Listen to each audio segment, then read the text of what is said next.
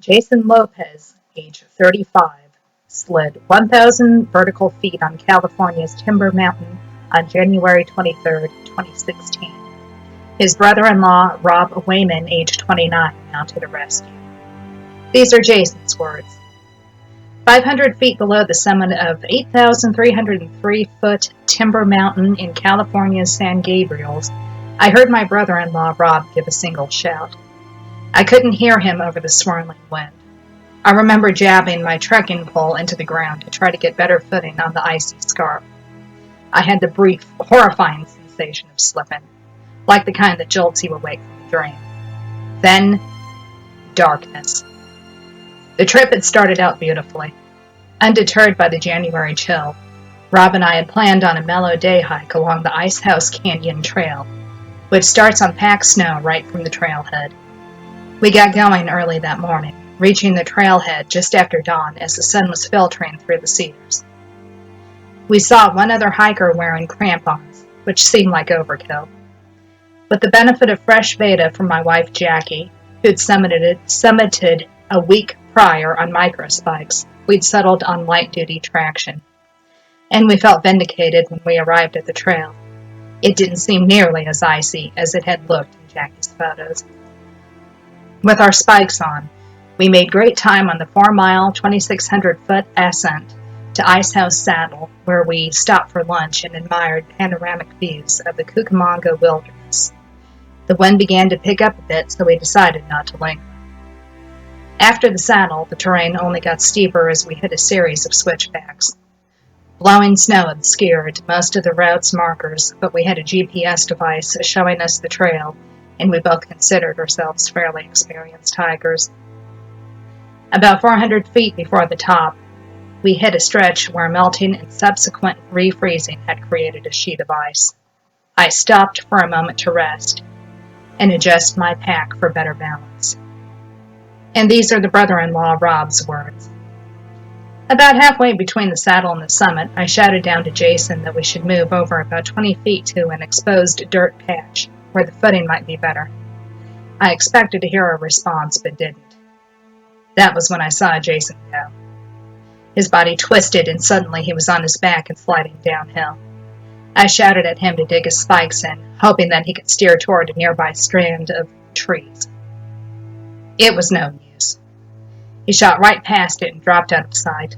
My entire body spasmed with terror. Even as I began shouting after Jason, my cries felt futile, doomed to silence. What kind of terrain was below the ridgeline? Had I just watched Jason fall to his death? 100 worst-case scenarios flooded my mind. How would I break the news to my sister Jackie, or Jackie and Jason's 11-year-old son and 10-year-old daughter? A moment later, I whirled around and called a hiker about 20 yards ahead. While she made her way back down to me, I took a few steps in the direction I'd seen Jason disappear. I hoped he was still nearby, but couldn't hear me over the wind. Maybe if I went slowly and traversed down the hill, I would be able to get to him. A small part of me still clung to the belief that this would just turn out to be a minor pratfall that we'd laugh about later. I made it about 50 feet down the slope, but could go no farther. The ice coating the slope made it too dangerous. As tough as it was to admit, I knew I couldn't help Jason if I ended up needing rescue myself. Yvonne, the other hiker, agreed to hike back down to the saddle with me to try to determine Jason's likely trajectory. Once there, we encountered another group of hikers, Brian, Mark, and Anson. They were wearing crampons and looked like they knew what they were doing, so I asked if they were experienced enough to aid in the search. Fortunately, Brian had some formal search and rescue training. After a few unsuccessful attempts to get through to 911, Yvonne offered to stay back and keep trying. Meanwhile, Brian organized a plan and led the rest of us into the valley. We split up to cover the slope at different elevation gradients, hoping to find Jason somewhere. As we bushwhacked, the weather continued to deteriorate, threatening snow. We'd been searching for about 20 minutes when I heard someone call out in the distance. Mark had come upon Jason about 1,000 vertical feet below where he'd fallen. I raced over and stopped abruptly.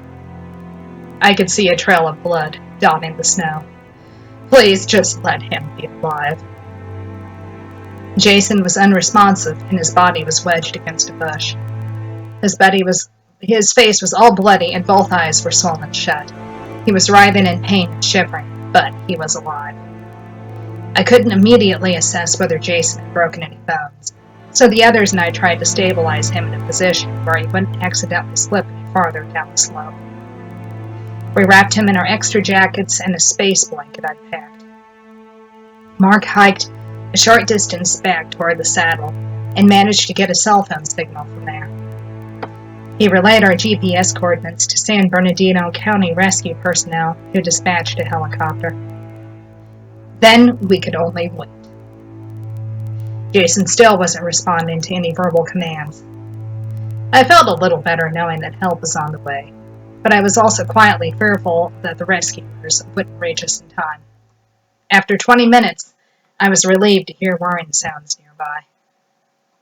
Except that the crew didn't see us.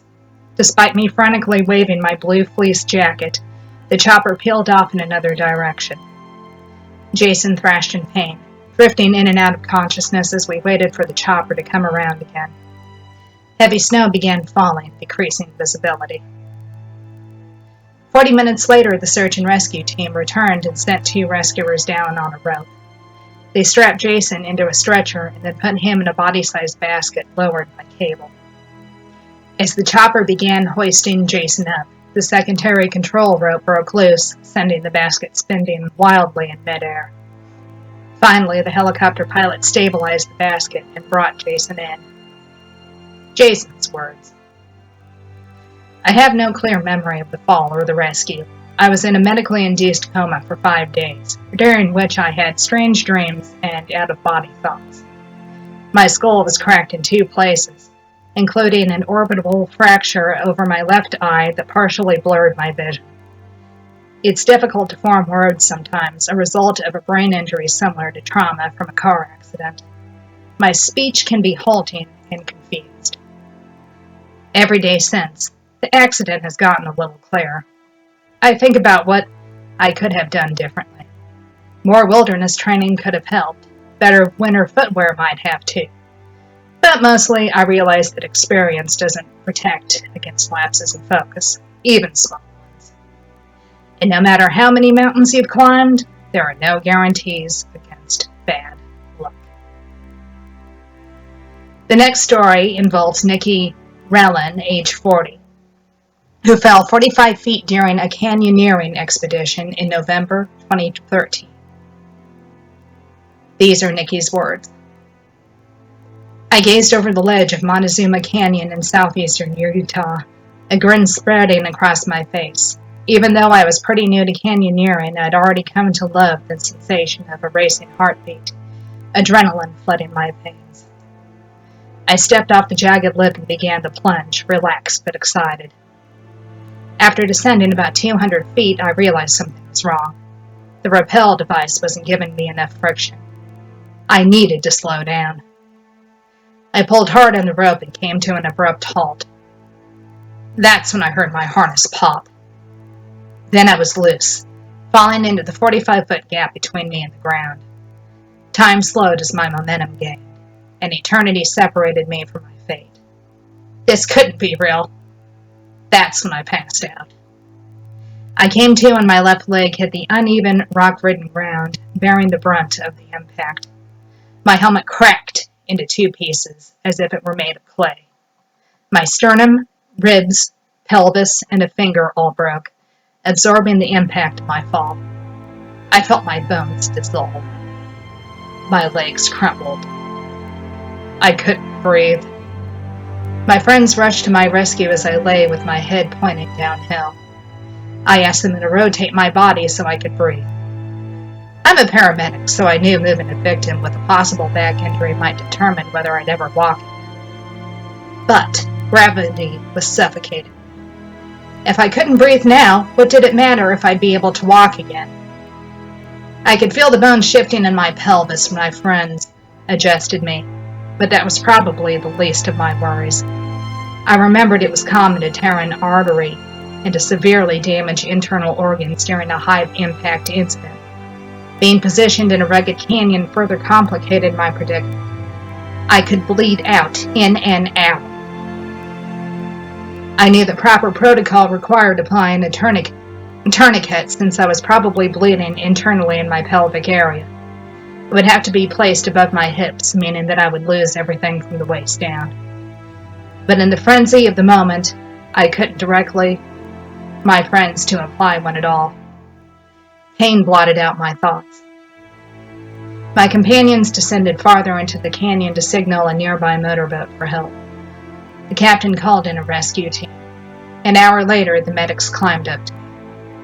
They moved me onto a backboard. I was in critical condition and I was in pieces, but somehow I was alive. After the fall, my friends examined my canyoneering gear and found one went wrong. Rather than clipping the carabiner into the belay loop, I had clipped it onto the non-weight-bearing webbing that orients the leg loops. I had gotten too comfortable with rappelling and had failed to double-check the system. My abrupt halt caused the synthetic band to tear all the way through, releasing my carabiner, my rappel device, and myself from the rope. I spent several weeks in the hospital, intubated for a punctured lung. My muscles atrophied. An x-ray of my left leg showed that the impact had rendered it into a 10,000-piece mosaic below the knee. There was no safe net. I consented to the amputation on November 22, 2013, less than 3 weeks after my fall. I knew that I was lucky to be alive, but luck couldn't save me from depression.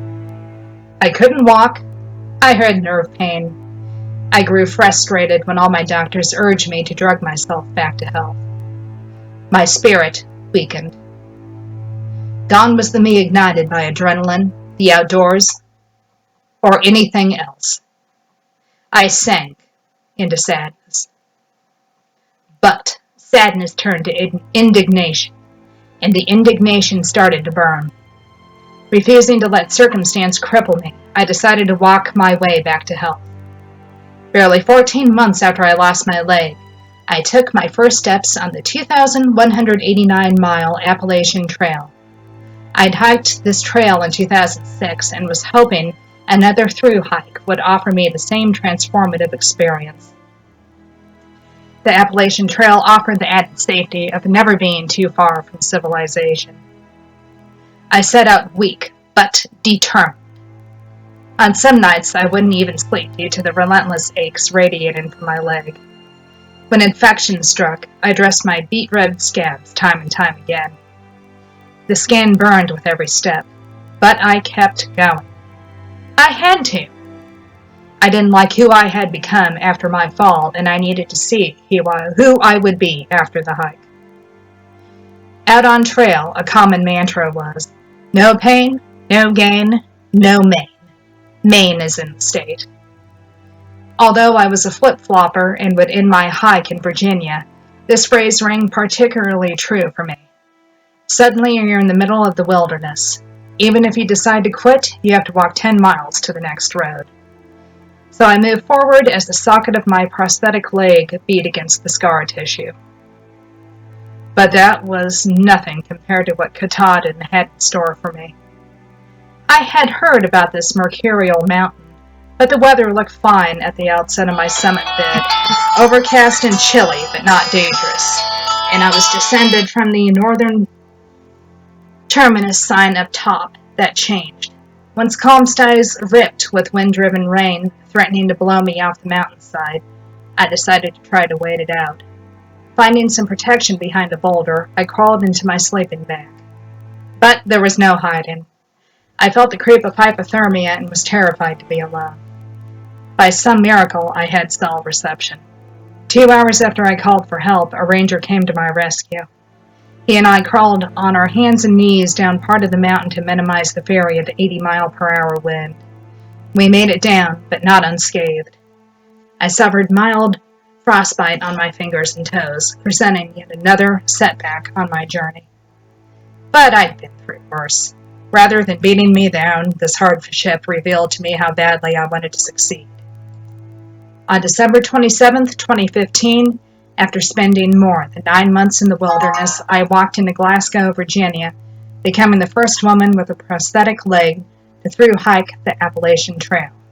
But I'd gained more than a first. I was beginning to feel like myself again. And I do hope that you enjoyed these true scary stories of wilderness survival. My name is Lady Frightful, and I will have my contact information listed on a contact screen and in the description below, and also the source for these two exciting stories in the description and on the screen as well. Thank you so much for listening, and if you have your own true scary story about wilderness survival to tell, please email me or contact me on Twitter.